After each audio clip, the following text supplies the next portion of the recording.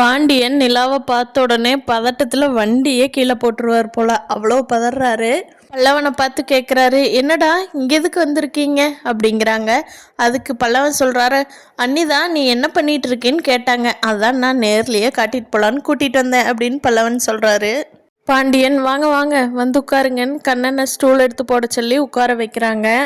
போய் அந்த பையனை ஜூஸ் வாங்கிட்டு வாடா 2 பேர்த்துக்குன்னு சொல்லி காசு கொடுத்து தாட்டி விடுறாரு. நிலா பாண்டியன் கிட்ட கேட்குறாங்க, ஏனுங்க நீங்கள் மெக்கானிக்காவா இருக்கீங்க அப்படிங்கிறாங்க. பாண்டியன் சொல்கிறான், ஆமாங்க நான் எப்போவுமே இந்த வேலை தான் செஞ்சிட்ருக்கேன் அப்படின்ட்டு 2 பேர் ஜூஸ் குடிச்சிட்டு பல்லவனும் நிலாவும் வீட்டுக்கு நடந்து வர ஆரம்பிச்சிடுறாங்க. அப்போ நிலா பல்லவன்கிட்ட சொல்கிறாங்க, டே உங்கள் அண்ணன் என்கிட்ட கொஞ்சம் நெஞ்சு பொய்யெல்லாம் சொல்லடா பல்லவா, எல்லாத்த பற்றியும் எல்லாமே பொய் மட்டும்தான்டா சொல்லி வச்சிருக்காரு அப்படிங்கிறாங்க.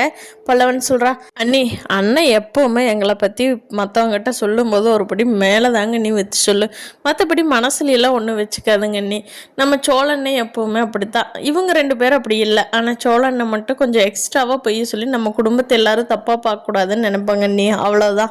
இதோட நாளை எபிசோட்கான ப்ரோமோ முடிஞ்சிருச்சு. நம்ம சேனல் பிடிச்சிருந்தா சப்ஸ்கிரைப் பண்ணிக்கோங்க. தேங்க்யூ.